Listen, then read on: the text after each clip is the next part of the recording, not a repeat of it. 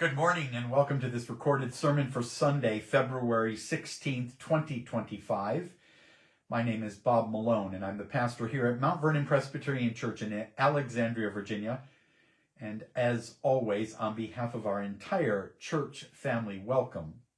We hope you encounter God in rich and meaningful ways today as you hear this morning's message. It is a message that comes to us from the Gospel according to Luke, the 6th chapter. I'll be reading verses 17 through 26. And again, I invite you to listen for all that God has to say to you this morning. Jesus came down with them and stood on a level place with a great crowd of his disciples and a great multitude of people from all Judea, Jerusalem, and the coast of Tyre and Sidon. They had come to hear him and to be healed of their diseases. And those who were troubled with unclean spirits were cured. And everyone in the crowd was trying to touch him, for power came out from him and healed all of them. Then Jesus looked at his disciples and said, "Blessed are you who are poor, for yours is the kingdom of heaven. Blessed are you who are hungry now, for you will be filled. Blessed are you who weep now, for you will laugh. Blessed are you when people hate you, and when they exclude you, revile you, and defame you on account of me. Rejoice on that day and leap for joy, for surely your reward is great in heaven. For that is how their ancestors treated the prophets." But Jesus said, "Woe to you who are rich, for you have received your consolation. Woe to you who are full now, for you will be hungry. Woe to you who are laughing now, for you will mourn and weep. Woe to you when all speak well of you, for that is how their ancestors treated the false prophets."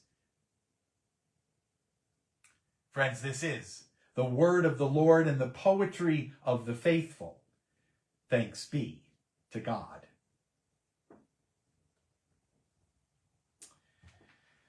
So in this morning's lectionary reading for the day, often referred to as Jesus' Sermon on the Plain, because it's so similar to his Sermon on the Mount in the Gospel of Matthew, Luke offers us a very raw, unvarnished, faith-rattling declaration about the realm of God.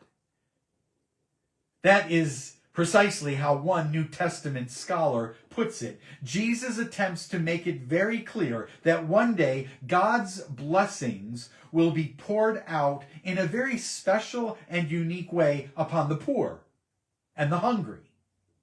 And conversely, he will pour out nothing but woe. All the woe that is in store for the rich and the comfortable. That is how God's new order is going to work. And I don't know about you, but it's never easy for me to hear that. Because it's really not so much a message of encouragement to those on the bottom, but rather it is a message of warning to those of us at the top.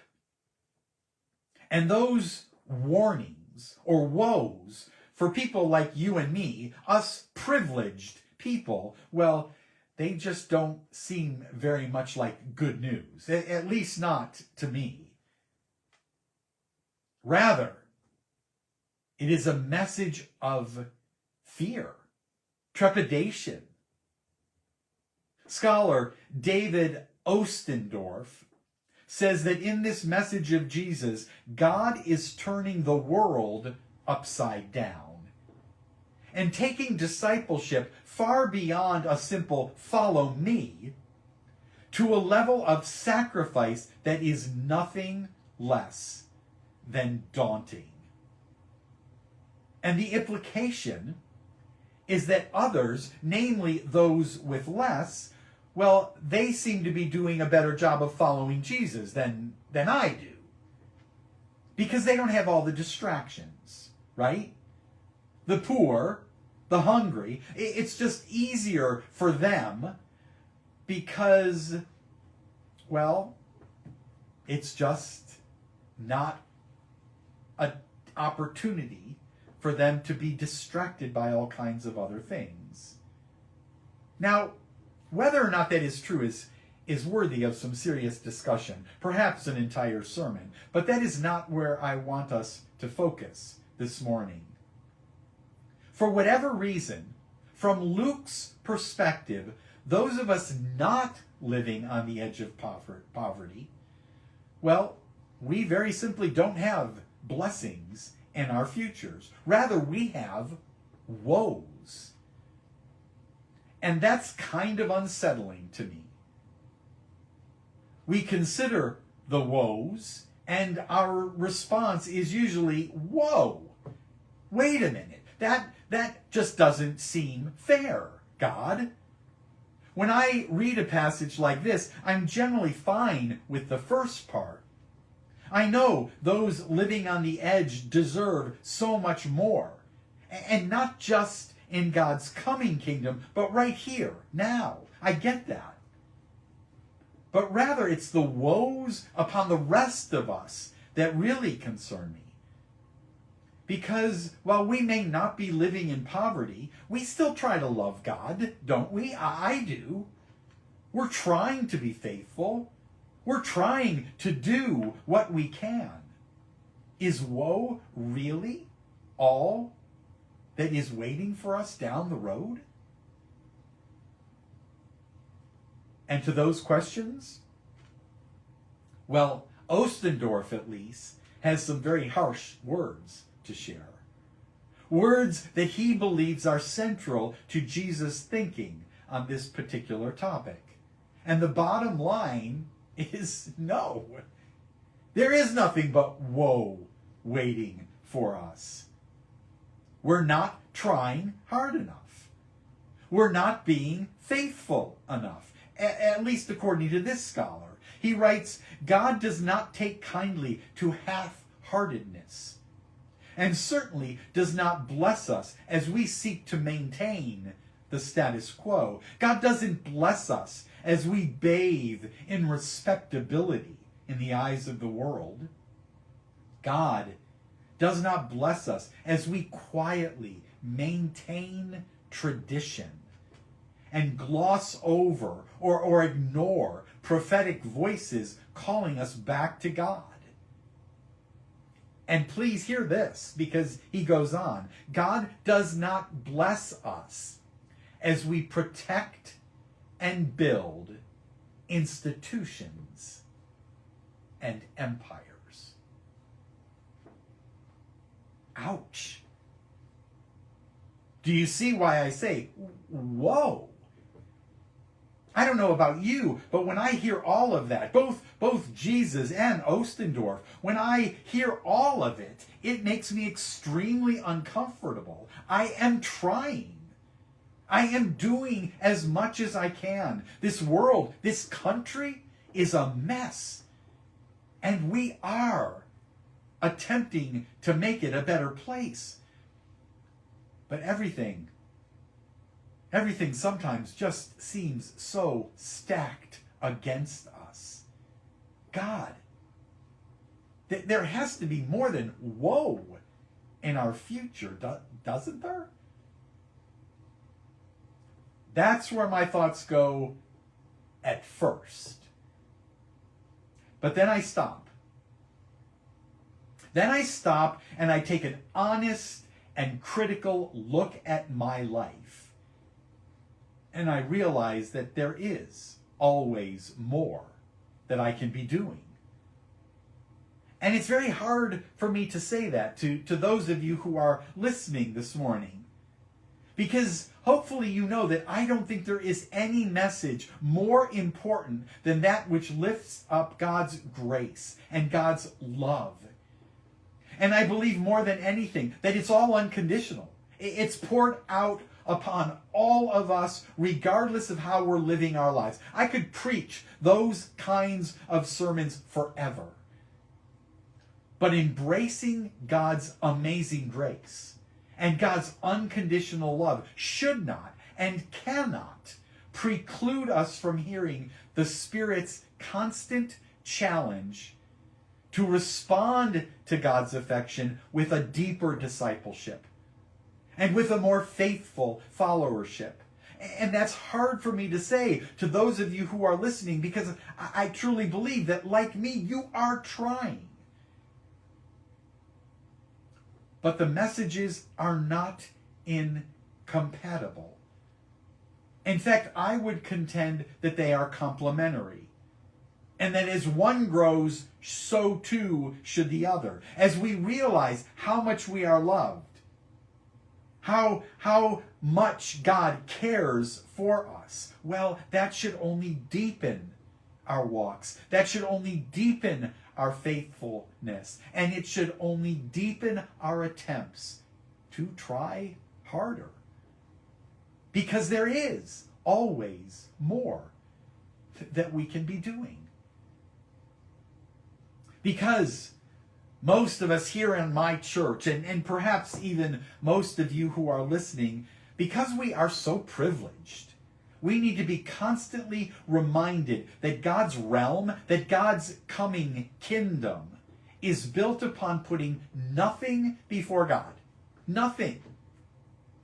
And while the poor and hungry know that, because that's how they've been forced to live their entire lives, we who have much, well, we're all too often inclined to take comfort in all that we have, in all that we can do for ourselves. And so we're distracted.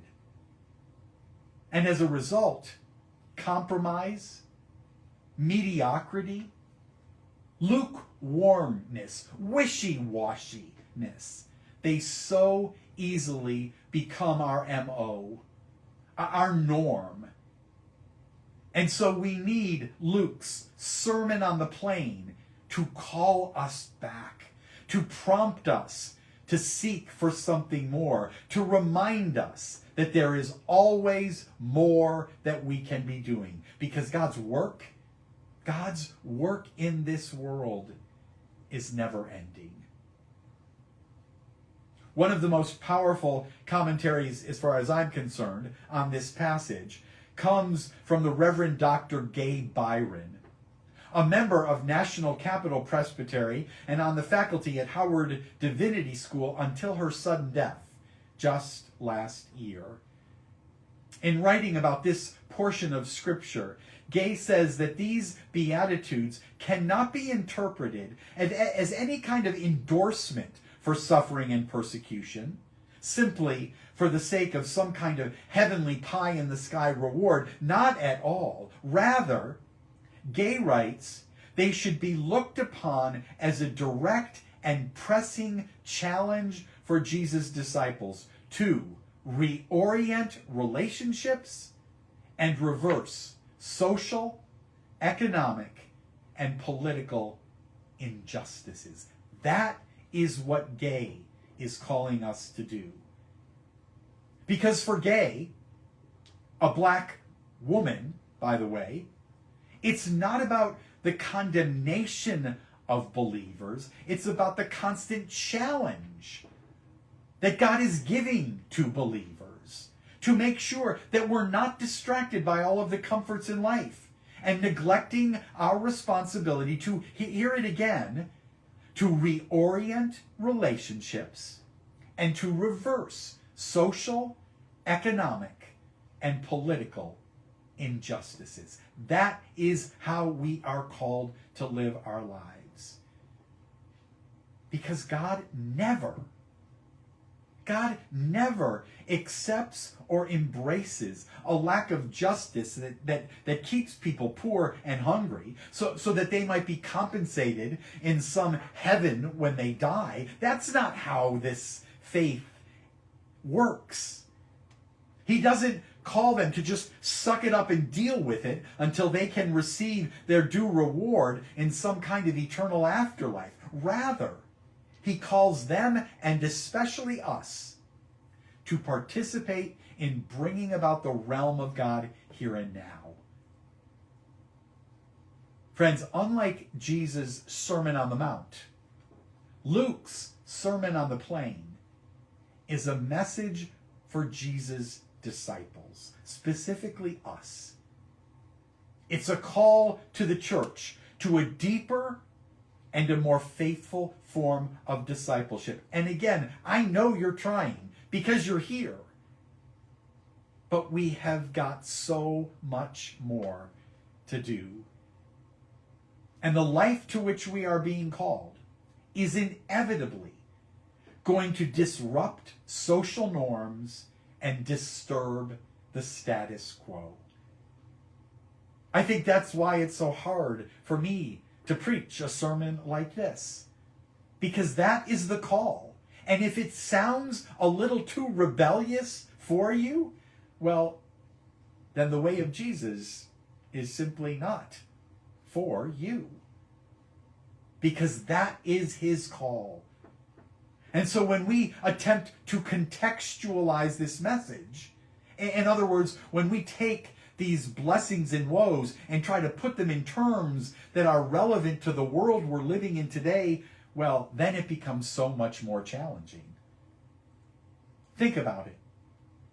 Hear how this passage might sound if it were spoken by Jesus to us today.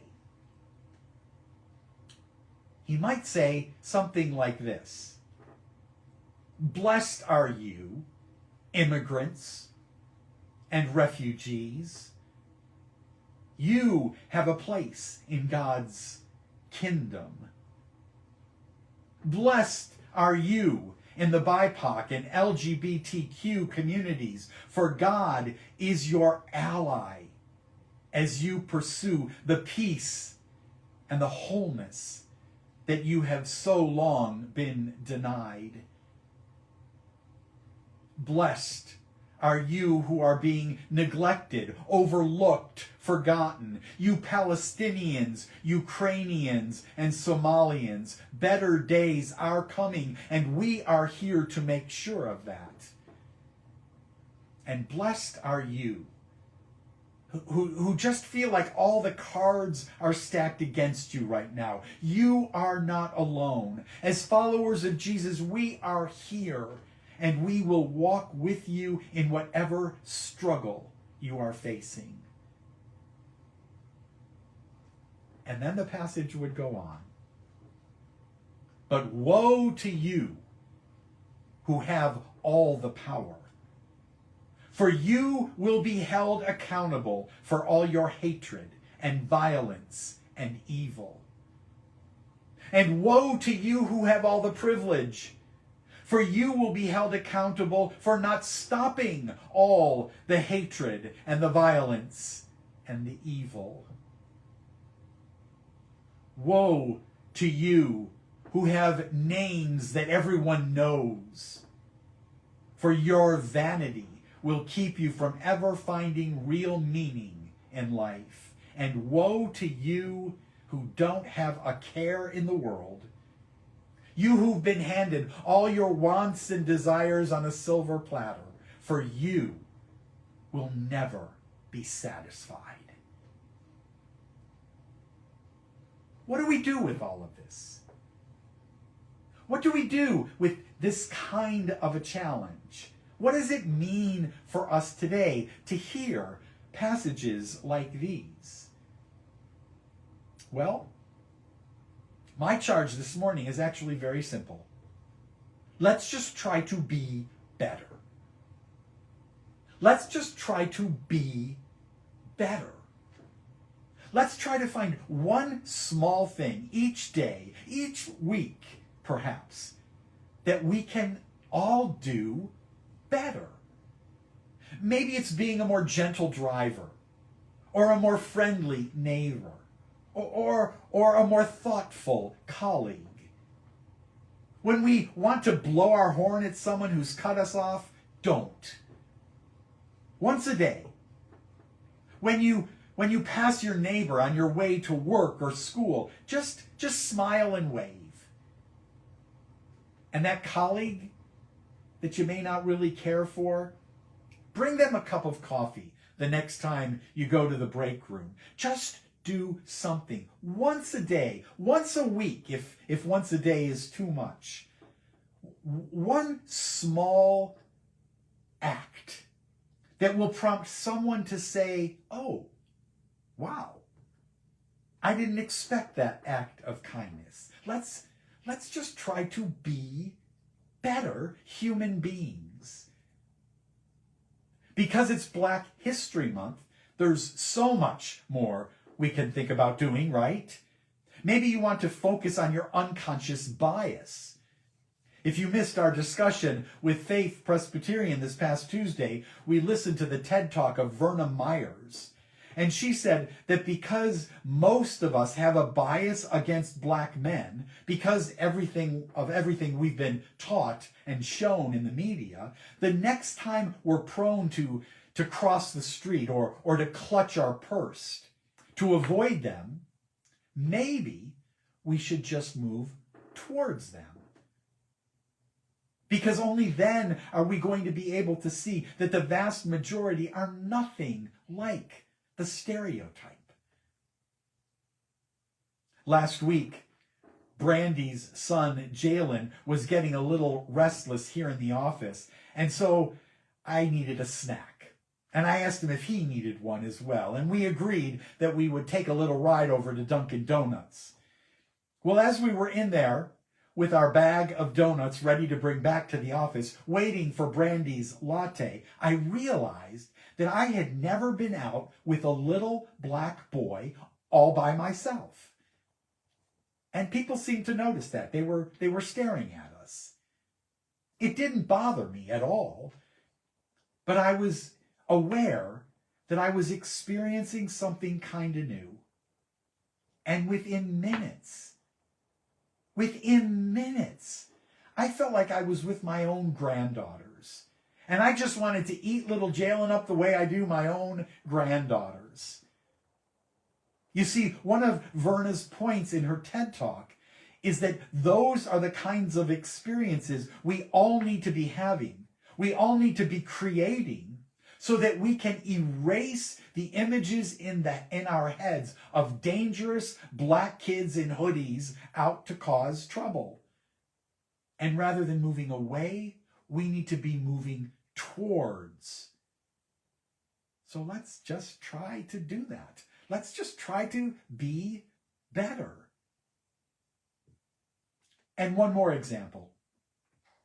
What about immigrants or our federal workers? I don't really care where anyone stands on the policies being carried out today. But what I do care about, what I think Jesus cares about, is the way we treat people when we seek to enact whatever policy we're seeking to enact. We can support stricter policies at our borders, and we can advocate for a smaller federal government, but still treat people with dignity and with respect. We can still show kindness and compassion to families, and especially to children. So in these instances, what does being better look like? Well, maybe it just begins with smiling at the next immigrant we see. Maybe it means not expecting their English to be perfect when we're talking to them. Perhaps it means saying hola instead of hi when we greet them. Just showing these people that we accept them, that we see them first, and that we accept them, that we're in solidarity with them, And perhaps most importantly, that we resist, that we are intentionally resisting all of those stereotypes that say they are nothing more than rapists and murderers. Figure out what kindness looks like in your particular situation and then just do it. Just be better. Take a federal worker a meal these days. Let them know that they are appreciated. And again, resist the message today that is so trying to paint such a negative picture of who they are and what they do. Let's just be better. Finally, and this is about deepening our faith. If that's what it really is all about, deepening our faith and our discipleship, what might it look like for us to become a little more intentional about growing our spiritual lives? I mean, I know we're Presbyterian, but when was the last time you prayed outside of worship? When was the last time you read a book related to deepening your walk with God? When was the last time you said, I really don't want to do this, but I'm going to get up and I'm going to go to worship in person. I'm going to hop on that Tuesday Zoom call. I'm going to take just 5 minutes each morning to be still and to meditate. When thinking about this part of your walk with God, what might it mean for you to just be better? Friends, Jesus' Sermon on the Plain from the Gospel of Luke is about more than woes. And it should prompt more than a whoa when we read it. Rather, it should call us to carefully consider our walks with God so that we might all be better. May that be our goal this week and this month. And to God be all the glory. Amen. Friends, have a great week, and I look forward to seeing you right back here next Sunday morning. Until then, peace.